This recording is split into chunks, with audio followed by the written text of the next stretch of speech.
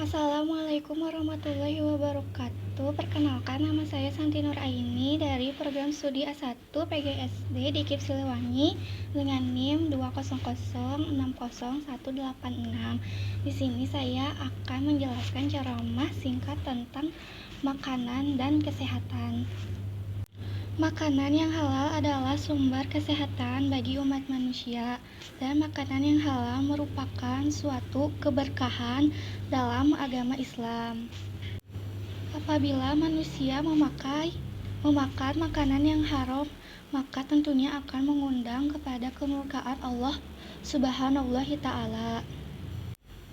Hal ini terdapat pada Quran Surat An-Nahl ayat 114 yang berbunyi, "Maka makanlah dari makanan yang halal dan baik bagimu, dan syukurilah rezeki yang telah diberikan Allah Subhanahu wa Ta'ala jika kamu menyembah Allah Subhanahu wa Ta'ala." Nah, dari ayat tersebut bisa kita simpulkan bahwa Allah Subhanahu wa Ta'ala telah menurunkan makanan yang halal dan baik untuk manusia, dan manusia harus menjemput rezekinya untuk mencari makanan yang halal dan baik. Oleh sebab itu, manusia harus tetap bersyukur apa yang telah diberikan oleh Allah Subhanahu wa Ta'ala. Memilih makanan yang halal dan baik adalah sebuah ketakwaan umat manusia kepada Allah Subhanahu wa Ta'ala. Dalam hal ini, makanan yang dimakan oleh kita dalam makanan yang halal dan baik merupakan sebuah ketaatan kita kepada Allah Subhanahu wa Ta'ala dan telah memenuhi aturan yang diperintahkan oleh Allah Subhanahu wa Ta'ala, seperti pada Quran Surat Al-Baqarah, tentunya pada ayat 168. "Hai para manusia, makanlah yang halal bagi dari apa yang kamu dapatkan di muka bumi, dan janganlah kamu mengikuti langkah-langkah setan, karena setan itu adalah musuh yang nyata bagimu." Terkadang manusia seringkali lalai dalam memakan makanan yang halal dan baik, padahal suatu makanan yang halal dan baik adalah merupakan suatu keberkahan yang telah diberikan oleh Allah Subhanahu wa Ta'ala kepada kita agar jasmani kita sehat, rohani kita sehat, jiwa dan pikiran kita sehat.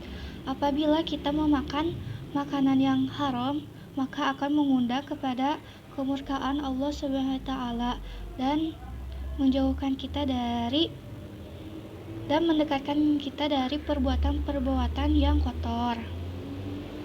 Oleh sebab itu, kita diwajibkan memakan makanan yang halal dan baik untuk jasmani dan rohani kita. Di sini ada hadis tentang makanan yang haram dan yang halal. Qala Rasulullah Shallallahu Alaihi Wasallam, "Wahai Sa'ad, makanlah olehmu makanan yang halal dan baik. Apabila kamu memakan makanan yang haram, niscaya kamu doanya tidak akan diterima selama 40 hari. Dan apabila kamu memakan makanan yang halal, maka doamu akan cepat terkabulkan.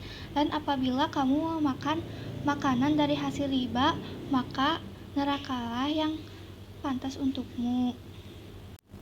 Makanan halal juga harus mempunyai syarat-syarat tertentu. Yang pertama, dalam makanan halal dan baik, yang pertama, suci dari najis. Yang kedua, aman dan tidak mudarat. Yang ketiga, tidak memabukkan. Dan yang keempat, dibunuh secara syariat Islam, yaitu dengan mengucapkan kalimat Bismillahirrahmanirrahim.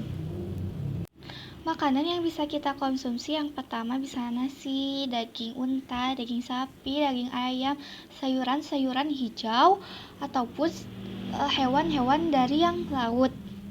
Itu yang makanan yang bisa dianggap halal dan baik. Jenis-jenis makanan yang haram yaitu binatang yang tidak mengucapkan, yang disembelih tanpa mengucapkan basmalah, yang bangkai, darah, makanan-makanan yang jijik, binatang yang terbunuh karena tercekik, dipukul, makanan yang dicuri secara dirampas, itu juga merupakan makanan yang haram dan tidak boleh untuk dimakan. Lalu ada binatang yang mempunyai kuku yang panjang dan bertaring, itu pun tidak boleh untuk dimakan ataupun disembelih. Lalu ada juga binatang yang hidup di dua alam, misalnya buaya, katak, dan kura-kura. Itu pun tidak boleh untuk dimakan. Karena apa? Karena haram hukumnya. Nah, mungkin cukup sekian ceramah singkat dari saya. Mohon maaf apabila masih banyak kekurangan, karena kesempurnaan hanya milik Allah Subhanahu wa Ta'ala. Akhirul kalam, wassalamualaikum warahmatullahi wabarakatuh.